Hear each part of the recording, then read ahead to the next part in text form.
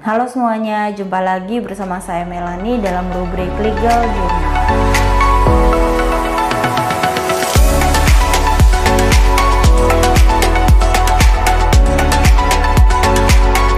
Di video kali ini saya akan mencoba untuk menjawab pertanyaan salah satu dari kalian gitu ya. Pertanyaannya, tempo hari saya mendapat mandat dari kakek untuk menjadikan tanah letter C menjadi SHM. Tanah ini sudah memiliki SPPT. Nah, di sini saya mengasumsikan Anda juga sudah atau selalu membayar SPPT PBB ini secara rutin begitu. Kemudian setelah bertemu notaris untuk melakukan pendaftaran atau melakukan konversi gitu ya ke SHM, notaris tersebut membutuhkan surat keterangan letter C dari kepala desa. Ternyata kepala desa menyatakan bahwa tanah tersebut adalah tanah negara. Oke, jadi letter C itu muncul sebagai bukti kepemilikan seseorang atas tanah yang berada pada kantor desa atau kekelurahan gitu ya. Letter C ini juga mempunyai fungsi utama sebagai catatan penarikan pajak dan keterangan mengenai identitas dari sebuah tanah yang ada sejak zaman kolonial Belanda begitu.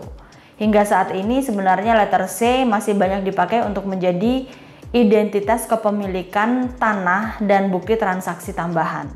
Nah, isian data dan atau bukti yang ada pada buku letter C gitu ya. Jadi letter C ini seperti buku begitu ya. Nah, isinya itu adalah ada nomor buku C, ada kohir, ada persil, kelas tanah atau blok tanah begitu ya. Kemudian ada kelas desa atau kelas tanah yang digunakan untuk membedakan antara darat dan tanah sawah. Kemudian daftar pajak bumi, tertulis nilai pajak, luas tanah dalam meter persegi, dan kemudian tahun pajaknya tahun berapa.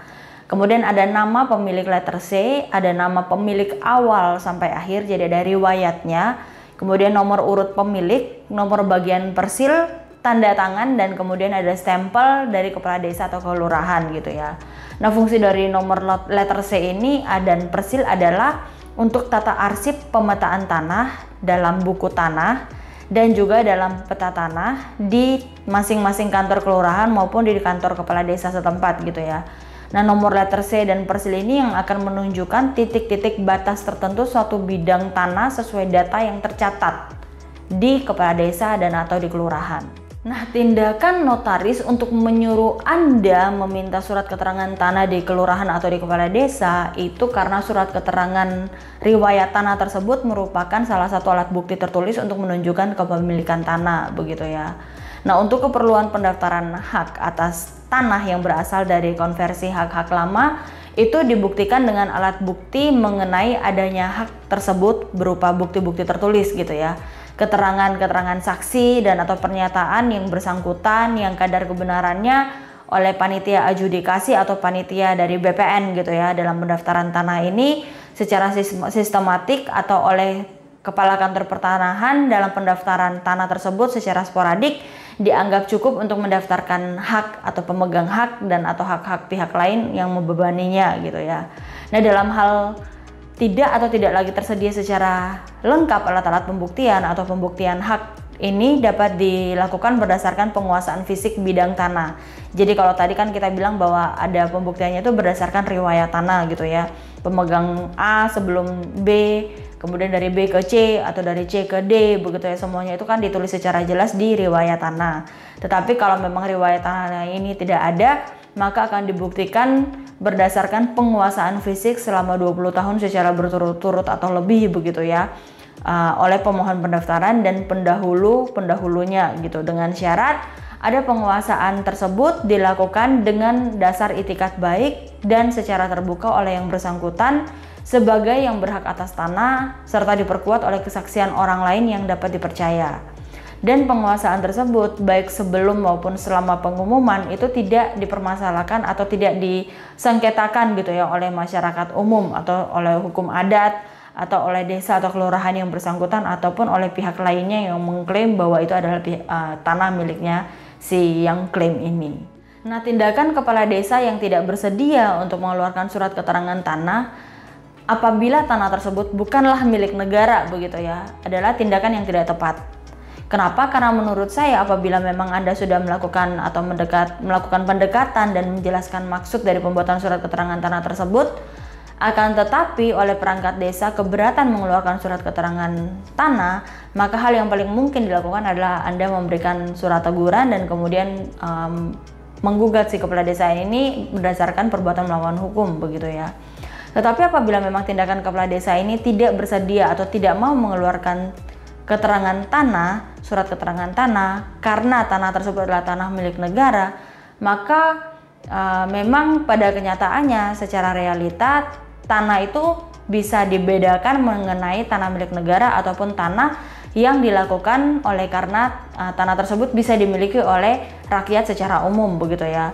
Nah, kalau memang tanah ini adalah tanah negara, maka kepala desa harus mengeluarkan surat keterangan tanah yang menjelaskan bahwa memang tanah ini adalah tanah milik negara, seperti itu ya, sehingga nanti kemudian notaris akan melihat dan dengan surat keterangan tanah itu bisa memberikan usul kepada Anda apakah memang tanah ini tidak bisa dijadikan SHM tetapi bisa dikonversi menjadi SHGB gitu ya, hak guna bangunan, atau memang benar-benar tidak bisa untuk melakukan konversi, begitu ya, atau seperti apa. Oleh karena itu kepala desa tidak bisa tidak mengeluarkan surat keterangan tanah atau tidak bisa tidak mengeluarkan surat riwayat tanah. Dia memang wajib untuk mengeluarkan surat keterangan tanah, sekalipun itu adalah keterangan tanah yang menyatakan bahwa tanah tersebut adalah milik negara dan tidak bisa dikonversi menjadi SHM. Jadi saya tekankan kembali bahwa tindakan kepala desa yang tidak bersedia mengeluarkan surat keterangan tanah adalah tindakan yang tidak tepat, begitu ya. Oleh karena meskipun tanah itu adalah tanah negara atau tanah itu bisa dikonversikan menjadi SHM, maka kepala desa wajib atau harus untuk mengeluarkan keterangan tanah, karena itu adalah tugasnya sebagai kepala desa atau sebagai perangkat desa. Dan kemudian nanti dari keterangan tanah tersebut baru kita bisa melihat dari BPN apakah memang itu bisa di SHM atau bisa masuknya ke SHGB atau memang tidak bisa kedua-duanya, seperti itu. Demikian penjelasan saya di video kali ini, semoga bisa memberikan informasi yang berharga buat kalian semua yang menonton video ini. Jangan lupa untuk subscribe, like, dan komen. Atau ada pertanyaan bisa ditulis di kolom komentar, saya akan membantu untuk menjawabnya buat kalian satu persatu. Sampai jumpa di video berikutnya. Salam keadilan.